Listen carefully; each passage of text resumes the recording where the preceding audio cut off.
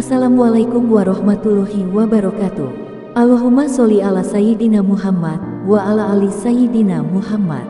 Pemirsa yang dirahmati Allah, marilah kita simak ceramah dari Buya Ar-Razi Hashim dengan tema Dalil Bolehnya Pikiran Ruwet Saat Sholat. Sebelumnya marilah kita perbanyak sholawat minimal 1000 kali sehari, agar hidup kita penuh barokah dan mendapatkan syafaat kelak. Jangan lupa berikan dukungan kepada channel kami dengan memberikan super thanks seikhlasnya.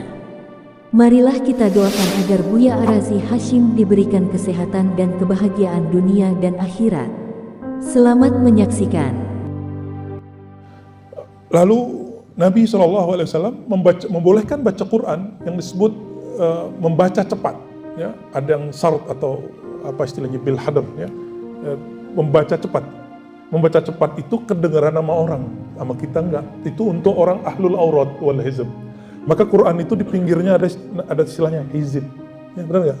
Di pinggir Quran itu dulu penanda wiridan ahlil Quran. Karena wirid paling afdal adalah Al-Quran, enggak ada lagi. Afdalul aurat Al-Quran wa afdalul dzikri la ilaha illallah. Ini ijma' ulama ahlus sunnah. Wirid paling tinggi Quran. Zikir paling tinggi la ilaha illallah. Doa paling cepat alhamdulillah. Dan itu berdasarkan hadis Nabi, hadis Imam Tirmizi. Jadi ada yang baca apa tadi? Mutarassilan. Nah, mutarassilan ini yang relax. Nyampe di ayat surga, minta ya Allah, masukkan aku surga. Nyampe di ayat neraka, berdoa ya Allah, ajirni minan nar. Bebaskan aku dari neraka. Udah begitu belum baca Qurannya? Belum ya? Kira-kira 5 jam cukup nggak Nabi begini? Nggak cukup. Itu sepenuh malam. Jadi kalau ngikutin hadis ini nggak mungkin seperti Sayyidina Utsman sehari 8 khatam, bukan 8 juz. 8 kali khatam. Imam Syafi'i hanya sampai 2 kali khatam. Dari subuh sampai maghrib khatam 1 kali, maghrib sampai subuh khatam 1 kali. Maka beliau di bulan puasa makan sedikit, itu yang ditiru Imam Syafi'i, makan hampir hanya sekali. Hanya sekali. Ya, minumnya paling waktu berbuka dan waktu bersahur. Nah, Imam Syafi'i nyontohin kita 2 kali. Nah, dan alhamdulillah saya ketemu ada ulama dari Cirebon. Dari Cirebon, Pak. Hafiz Quran, dan dia cerita guruku baca Quran dari maghrib sampai isya khatam. Oh, berarti tidak hanya di kitab itu. Adanya di mana? Ada fi suduri ahlil Quran. Dan menurut saya itulah karamah tertinggi. Ya, karamah tertinggi, orang yang diberkahi waktunya, harusnya kita baca Quran sehari semalam, sama dia cuma dari maghrib sampai isya. Dan bagi saya itu karamah. Itu yang disebut tayyuz zaman. Tayyuz zaman itu Allah lipat waktu, yang mestinya panjang jadi pendek. Mungkin nggak? Mungkin. Allah sanggup nggak bikin begitu? Sanggup. Masa Allah nggak sanggup? Ya, kita yang nggak sanggup. Karena kita pakai otak yang cuma sebesar ya, batok kelapa ini. Tapi kalau pakai otak nuraniyah, cahaya, dan cahaya itu cepat. Al-Quran itu dia sinar, lebih cepat dari nur. Maka orang yang baca Quran dan dia lebur dalam huruf-huruf nuraniyah Quran, Allah akan cepatkan waktunya. Waktu dia baca itu terasa cepat, padahal dia baru bermenit. Dan itu tadi kan kiai. Walhamdulillah saya ketemu beberapa mahasiswa saya yang Allah berkahi waktunya, dia bisa baca Quran dalam sehari sekian kali. Masih muda, Pak. Alhamdulillah. Nah, itu kalau mereka Allah izinkan. Dan gak selalu bisa. Nah, namun cara baca Nabi ini disebut cara baca mutarassilan, ya, mutarassilan. Sebenarnya ada cara baca lain. Kadang-kadang Nabi SAW ambil satu ayat lalu dibaca dari awal sholat setelah Fatihah sampai kemudian beliau selesai memaknai ayat itu. Ya. Begitu juga Imam Syafi'i, ketika beliau sholat, beliau ambil satu ayat dan beliau maknai sampai selesai, udah selesai memahaminya baru ruku. Ya, dan itu boleh. Lalu raka'a, beliau ruku, faja'ala yaqul subhana rabbiyal azim. Lalu beliau ruku, fa kana ruku'u nahwan min qiyamih. Ruku'nya juga lama. Sama guru kami dulu diartikan harfiah. Ruku'nya sekira-kira sama dengan berdirinya. Kalau berdirinya tadi 5 jam, enggak, itu terjemahan mubalaghah. yang pas terjemahannya adalah rukunya sangat lama. Maka boleh baca subhana rabbiyal a'la mulai dari sekali, 3 kali sampai tak terhingga. Dan itu tidak bid'ah. Ini dalilnya. Nabi baca subhana rabbiyal a'la, subhana rabbiyal azim itu lama sekali. Begitu juga beliau sami Allahu liman hamidah rabbana lakal hamdu, tsumma qama qiyaman tawilan qariban mimma raka'. Lalu setelah baca rabbana lakal hamdu, tidak langsung ruku. Kita kan langsung ruku ya? Kadang belum selesai baca udah ruku duluan. Rabbana lakal hamdu, langsung ruku duluan. Di mazhab Syafi'i nggak ada begitu. Tapi Imam Abu Hanifah meriwayatkan itu. Maka di riwayat Abu Hanifah berdiri langsung sujud. Begitu ya beberapa keterangan kita baca. Nah, namun kita nggak mengamalkan itu. Kita mengamalkan hadis ini bahwa berdiri dulu. Apa kira-kira yang Nabi baca? Wallahu a'lam. Dalam riwayat lain, dalam sholat wajib, tiba-tiba ada seorang sahabat baca lagi sujud, lagi i'tidal. Rabbana lakal hamdu hamdan thayyiban katsiran mubarakan fi. Nabi tidak pernah ajarkan, tapi dia baca di dalam sholat. Dan setelah sholat, Nabi puji dan katakan, bacaanmu diperebutkan 30. Riwayat Nasa'i menyebutkan ada 12. 12 malaikat memperebutkan bacaanmu. Ini dalil bahwa sahabat itu ketika membaca satu kalimat yang Nabi tidak baca, selama isinya sama dengan yang Nabi suruh, maka itu boleh. Disinilah kritik terhadap Syekh Albani yang mengharamkan atau bukan mengharamkan, membid'ahkan baca Sayyidina Muhammad. Hanya cukup Muhammad, tidak usah Sayyidina. Tapi itu perbedaan fikih ya. Perbedaan ini jangan sampai buat hati kita berpecah belah ya. Dan dia juga membid'ahkan lagi membaca ya, tidak boleh lagi baca Assalamualaikum ya ayuhan Nabi. Nabi sudah mati katanya. Ini kata Syekh Albani dalam sifat salat Nabi. Apa kata dia? Nggak boleh baca Assalamualaikum, salam atas engkau wahai Nabi, karena Nabi sudah meninggal. Dia memakai riwayat Ibnu Mas'ud. Ibnu Mas'ud setelah Nabi meninggal mengganti bacanya Assalamu ala Nabi, bukan Assalamu alaika ya ayuhan Nabi. Tapi riwayat Ibnu Mas'ud tidak diikuti oleh Ibnu Abbas, tidak diikuti oleh Ibnu Umar, tidak diikuti oleh Abu Hurairah. Kenapa? Harus ikut pandangan itu. Nah, di sini kemudian ulama kita di Syam mengkritisi Syekh Albani dalam sifat salatnya. Ya. Kita pulangkan semuanya kepada Allah.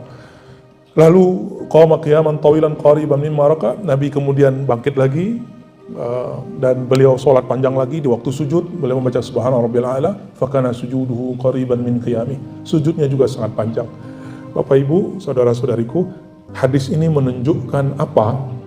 Nah, ini yang paling inti dari kitab ini, menunjukkan kasratul mujahadah. Nabi itu banyak bermujahadah. Apa arti mujahadah? Di awal kita buka bab ini, bahzul juhdi fit ta'ah, mengerahkan keseriusan, berlelah-lelah, bercapek-capek untuk apa?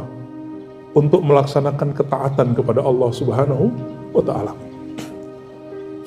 Jadi kalau belum merasa lelah ibadah, itu belum mujahadah. Ya. Jadi kalau sholat witirnya berapa rakaat? Witirnya 3 rakaat. Tahajudnya berapa? Qiyamul lailnya 2. Belum mujahadah itu, Pak. Minimal 11. Seperti dalam hadis Bukhari Muslim dikatakan bahwa Nabi SAW baik bulan puasa ataupun di luar puasa, beliau sholat malamnya 11 rakaat. Nah, itu baru tuh mujahadah tuh ya. Coba mulai-mulai, jangan langsung 11.